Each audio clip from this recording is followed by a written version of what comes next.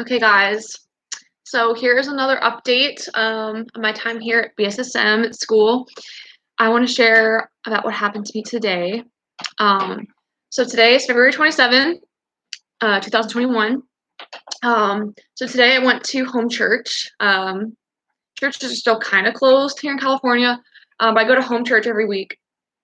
And so at home church, we had this new guy come today, and he's talked about how he's had experience with healing, how one day he prayed for his wife and noticed that like all her pain went away and how stuff like that kept happening. So he came to our home church and shared that experience and shared a recent testimony of how he prayed for someone and how they were completely healed. And then one of the people in our home church was like, "Hey, would you mind like praying for some of us here in the group?" And he was like, "Yeah, sure."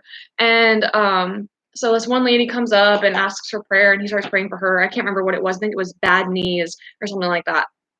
And so as we're going through for people, I feel like inside, like, oh man, like should I go up and ask for prayer? Like, I don't know. And you'll have like start having that inner dialogue in your head. And it's like, so I've had a busted hip, my left hip has been bothering me since I was like in 10th grade in high school. I was on the football team. That's a whole other story. We don't need to go into that. Yes, I played football, tackle football in high school, and I got tackled really, really hard and landed on my left hip, and it's just kind of bothered me ever since. And it comes and goes, so it's not always there. So that's the other thing. Like I've never felt like, oh, I want to go up for prayer, because like people always ask you to test it afterwards. Like, oh, how's it feel? Does it feel any different? And I can never really answer like one way or another, because it's not like a constant pain. It's just kind of like sometimes it'll just really be bothering me for like 2 weeks straight. And like other times it's fine, or like it'll be fine in the morning and then it'll hurt later in the evening. So it's hard to tell like if it's not hurting now, if it's actually healed, or if it's just not hurting at the moment.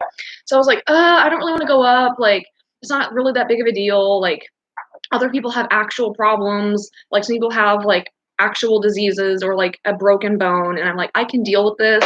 It's not a huge deal. Like, I'm not going to waste the man's time. So I'm like having this inner dialogue happening as he's praying for people. And like every time like he finishes praying for someone, he asks like, "Is there anyone else that wants prayer?" And I just keep feeling like that inner like, oh, that squirmy feeling like, should I go up? I don't know. And like the other thing is like I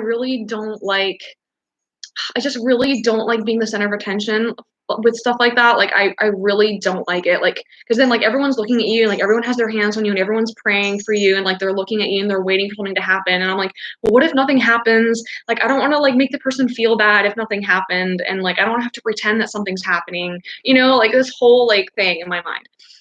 And as I'm like, thinking like, oh no, it's fine. I'm not gonna go. I'm not gonna go. Like my hip like starts hurting like bad. Like I start getting these like random pains in my hip, like when all day it was perfectly fine. Like my hip had not been bothering me at all, like all day long. But like as I'm like trying to like weasel out, sorry, trying to weasel out of like going up for prayer, my hip starts hurting, and I'm like, ugh. I felt like it was almost like kind of like God being like, hey, like your hip hurts and needs healing, like go ask for prayer. And I'm like, Jesus, I don't want to. And it's also because like uh I don't really know everyone in the home church, and so it's kind of like um I don't know, I don't feel super comfortable yet, like with super like intimate things. Yeah, it's not like I'm not super, super close with everyone. So it's kind of like uncomfortable for me to be like just vulnerable in that way. But anyways, I finally was like, oh, okay, I'll go up for prayer. And like, I kind of waited till like he had done a few, and like some people had kind of like moved on, and like some people were in the kitchen, some people were in the living room talking. So like, not everyone's primary focus was like on the prayer stuff now. So it was kind of like, okay, well, not everyone's attention is going to be on me at this point. And so I go up there and sit in front of the guy, and it's like, yeah, I'd like prayer. Like I have this bad hip that's been bothering me for 12 years, something like that, something like 12 years. And he's like, well, I'm so sorry. He's like, can I pray for you? I was like, yes, please. Like, and so he puts his hand on me and starts praying, and then some other people come around and put their hand on me, and so I'm just wearing like leggings and like a loose cotton flowy shirt, right? And it's not a super warm day. I think it was maybe like, I don't know, like 60 64 degrees maybe. Like, so it was nice out, right? It wasn't cold, but it wasn't by any means hot, right? And like we were inside and like it was very comfortable. And so as they're praying, like, and everyone's hands are on me, like all of a sudden I start getting just like really like hot. I'm like, did someone just crank up the heat in here? I'm like, what is going on? You know, and I'm just like, I can just feel like heat. And I'm just like, that's so weird. What is going on? And here's the thing, like, I don't sweat, right? Like, I'm not a sweater. I never have been. It's probably because I don't drink enough water. Yeah, I'm constantly in a state of dehydration. So, like, in order to sweat, you actually have to have drink water first, you know, to have liquid in your body. I guess that's how that works. But like, I even when I work out or like when I'm exercising, like I don't sweat. So like, it's just not a thing that happens for me. But as I'm sitting there, like people's hands are on me, I just break out into like this sweat, like, and I'm just like burning up. And I'm like, what is going on? Like, I can literally feel, like, this is disgusting. I'm sorry, but I can literally feel like beads of sweat, like rolling down my back, like rolling down my side, like down my stomach. I can feel my neck, like just like getting like moist. I hate that word, moist, but like that's literally what was happening. And I'm just like I'm just getting so hot. Like I'm not saying anything. My eyes are closed and I'm pretending it's not happening because I'm like, oh my gosh, like I didn't want to be the center of attention. And now I'm like breaking out into like dripping sweat and like people are gonna notice. That's so awkward. And I don't say anything. But the people that are like, touching me, like with their hands, are like, "Wow, she's burning up. Do you feel that?" And I'm like, "Ah!" And like, anyway, this one lady's hand is like on my head, right? And like she keeps getting like this, like she told me afterwards, she's like, I kept getting this shock, like go through my hand, and it like kept bouncing off your head. Like I would feel like this shock, and I would try to put my hand back, and it would like just bounce off again. I'm like, that's super weird. Anyways, and then I started feeling my stomach like just like cramping up, and like I don't know, it's really hard to explain. It's like, you know, the feeling of like when you um like when you're being tickled, like you can't help it, like you just like it's I can't explain like that feeling of being tickled, but also like I don't know if you ever experienced like one of those not electromagnetic, like those electrode things that like people use to like get abs or whatever, like put like little electrodes on their stomach and it like has little electric shocks and it like makes your muscles contract, so it's like involuntary. Like that's what was happening like in my stomach, and like I just kept kind of like going like that, like I wanted to laugh, and like the whole thing just kind of struck me as really funny, like that this whole thing is happening. And like I just felt like this heat and like this like these muscle contractions and like this feeling of wanting to laugh like coming from in my belly. And like I'm trying to like hold it together because I'm like, Grace, do not make a scene, do not make a scene in front of these people, you do not know them that well, like you did not want to be the center of attention. This is the opposite of like not being the center of attention. And one of the people that I know a little bit pretty well in the group, she was like, it's okay, don't hold it in, just let it out. And I'm like, how did she know I was holding something in? I didn't even say anything. And like I can't like help it, like a little like laugh comes out and I like hold it back in, and she's like, it's okay, don't hold it back, let it out. And I'm like, oh no. And I'm like, and then I can't help it, like I just like start cracking up, like, and like I don't do this, guys, like I don't, like I was like in my mind was telling me like stop, stop, stop, stop, stop, like this is embarrassing, you're making a big deal, like people are going to be looking at you. But then like I also like part of me is like I don't care, like part of me was like worried about it, and the other part of me was like, so what, like who cares, like, you know. And so I finally just like I had to make a choice in that moment, like am I going to like repress this because I'm worried about like what other people are going to think, or am I just going to go with it? And I was like, you know what, screw it, like I couldn't really hold it back anyways, and I just like was pouring sweat. It was disgusting. I felt like a gross sweaty man. Sorry for any man watching. And then like just like cracking up, and I just couldn't help it. Like I just like I was sitting, like I was like kneeling on my knees in front of the guy, and then like I just kind of like just bent over and just like had my face in the ground, just laughing so hard.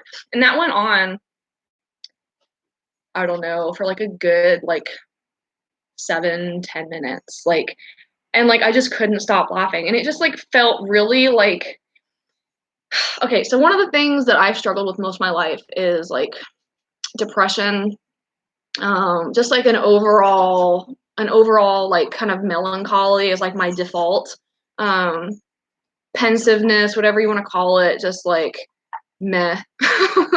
And but yet like I've gotten so many people telling me that I'm a carrier of joy and that I bring joy, I'm a joyful person, and that joy is like whatever. I keep getting people telling me about joy, and I'm like, why do y'all keep coming to me with a word of joy? Like, that is not accurate. Like, you need to go check your source, because I'm literally the opposite of that. Thank you. Like, try again.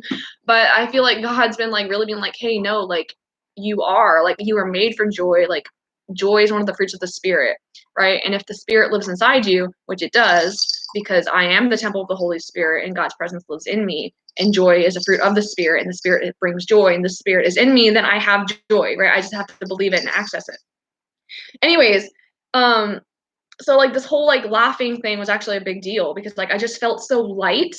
Like, I can't really explain. Like, I just felt so free. Like, I felt like I just wanted to like start like jumping and dancing and twirling and just like skipping around. I didn't do that, but like inside I wanted to. But anyway, so that was just really significant. And this is like the first time that anything like this has happened. Like, this is not normal for me. Like, as I was laying there, one of the ladies came up to me, she's like, is this normal for you? And I was like, no, definitely not. Like, I am definitely not like one of the manifestors or like one of the super emotional people. And I'm definitely not a faker. Like, I've been around people who do this stuff all the time, and always like, like, what's happening? What are you doing? Like, is that real? Like, you know what I mean? But like, I can't fake breaking out into a sweat. Like, I can't like do that on my own. Like, I can't deny that that was a thing that happened. Like, right? Like, I can question, like, okay, like, was the laughing thing just like me being nervous and laughing, or was it something just funny? Like, I can question whether or not like that was from God or not, but I can't like explain away the whole sweating thing. And that combined with the prayer, that combined with like the sudden random pain in my hip when it was talking about asking for prayer, and the joy thing, I'm just like, okay, wow, like God really touched me. And it's actually like was really significant, because like for the past couple months I've been feeling like actually really disconnected from God, and like kind of numb and not really feeling anything, and just kind of feeling frustrated, because like most of the people that I know right now like are having all these like tangible physical experiences with God, or like experiencing him in an emotional way. And for me, like most of the ways that God talks to me is like through my mind, right? Like through like a revelation, or like through wisdom, or like through truth, and it like impacts my mind and it changes the way I think, but it doesn't really do much for my emotions. Not that it doesn't mean anything to me. That's not what I mean. But like I can like see something from scripture and have like a completely like mind-blowing moment, like, wow, like the Bible says this is what God means, and it like changed the way I think, but like not really impact me like emotionally. Right. And that was frustrating to me, because I'm like, God, like I want my emotions to be touched. Like I want to feel whatever. And I know that feelings aren't truth, and feelings don't determine your relationship with God and your connection. Because like even in a marriage, like the oozly woozly stage isn't going to last forever. Like the honeymoon stage comes and goes. But it's like your choice and your commitment to the connection, regardless of how you're feeling at the moment, is what actually determines like the strength of your relationship, right?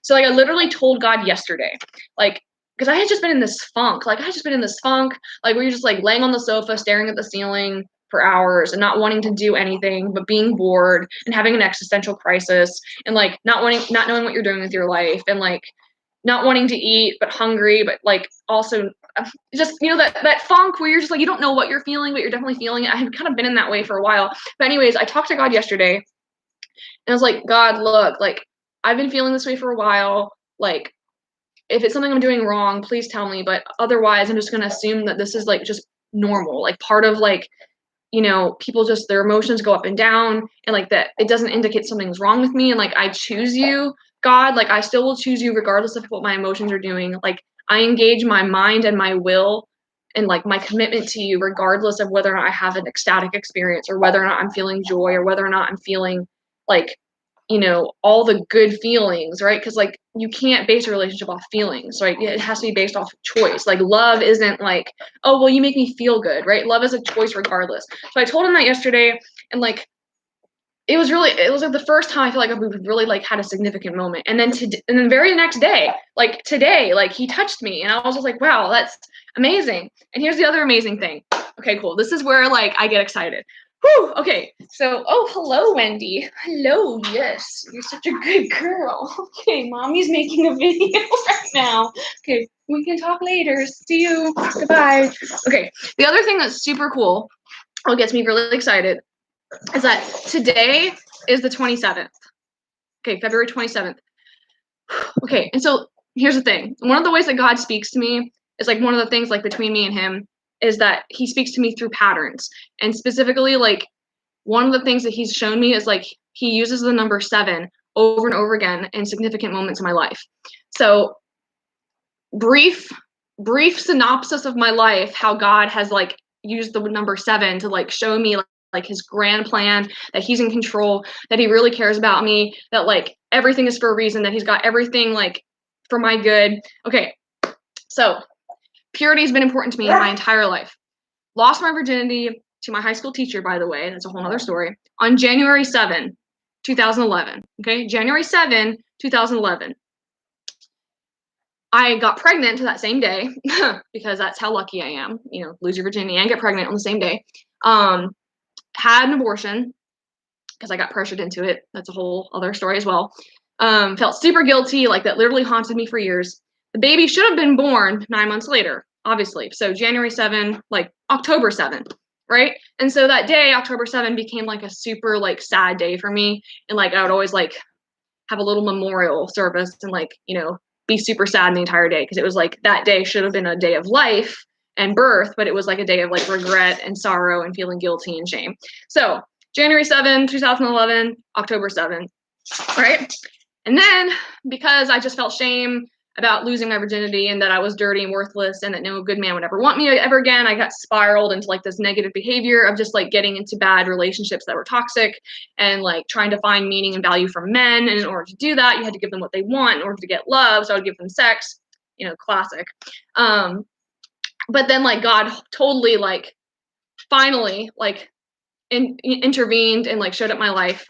And I actually heard the true gospel, which don't have time to get into, unfortunately, because it's beautiful and I could just talk about it forever. But basically the point is that I wasn't what I thought was that I had to strive through my behavior to earn my purity back, right? That like through my works and through my good deeds, and like, you know, willpower and doing all the good things and avoiding all the bad things, that I would strive to become pure and that I would earn my righteousness, right? It was like, actually, no, the gospel is that like because of Jesus, you are already pure now. Like you are a new creation right now. Like I'm not fighting for purity, I'm living from purity, right? So two totally different mindsets. So when did I have that revelation about the gospel, you ask? Oh, when I was 27 years old. So God came, wrecked my life in a good way, touched me spiritually, touched me hugely spiritually, changed my entire life when I was 27 years old. Okay, so there's another 7, right? And then in God's, you know, I feel like God like winks at me sometimes. He just kind of like, he's like, hey, Grace, you know, like, let's do something. I'm like, okay, what? He like, I have a journal. I've kept a diary since I was like in kindergarten and I record basically my entire life. So like after I, you know, got the gospel message and was set free from that life of like sexual sin, I'm looking through my journal and he leads me to a certain page because I keep track of literally everything. Like I have a list of like every guy I've ever kissed and like dates because I'm very weirdly meticulous and like keep weird records of stuff. And so like I look back and I realize that the last time I had ever had sex was October 7, 2018. Like no lie. Okay, why is that crazy? Here's why it's crazy. Okay, so remember I told you like October 7 was when my baby was supposed to be born, but it wasn't, right? So that day became a day of shame and sorrow when it should have been a day of life and new birth. Okay, so the last day I had sex was October 7 of 2018. Not only is that the same day, but it's also 2018, which was 7 years after I had lost my virginity originally in 2011. And I was like, yo, God, like I literally could not even have made this up if I tried. And I was just like, holy crap, like this is amazing. So October 7 is now like my special day with God. It's my identity day where like we celebrate that I'm a new creation, that he's like completely made me whole, made me pure, all that stuff. So anyway, so we have January 7, lost virginity, October 7, last time I ever had sex, 2011 to 2018, 7-year period of living in sexual sin, then I was liberated. He showed me the gospel when I was 27, right? And so then today is February 27, and this is the first time that I ever experienced God physically touching me, right? So spiritually touched me when I was 27 years old, but now he's physically touching me with like this like touching of the heat and the fire and like the laughing on the 27th. Right. And I'm just like, oh, Lord, I saw that. And I was like, I can't. Not only that, but here's this. Like, I couldn't make this up. Like, I'm also not a math person, so like I don't look for this kind of stuff. It just kind of like jumps out in my face. Like I don't do numbers. I'm more of a words person. Okay, so today is also, if you were to like write out the date, it's 2/27 slash 21, 2/27/21. Okay, if you add up all those numbers, 2 plus 2 plus 7 plus 2 plus 1, you get 14, which is just double sevens. And I'm like, oh, Lord God, like I can't, I cannot. Okay, I literally cannot. So that's crazy. Okay, anyways, last thing. I was supposed to make an update about this the other day, but I've just been super busy and I didn't do it. Okay, the other day, well, not the other day, literally a month ago, on January 7th of, just like last month, crazy.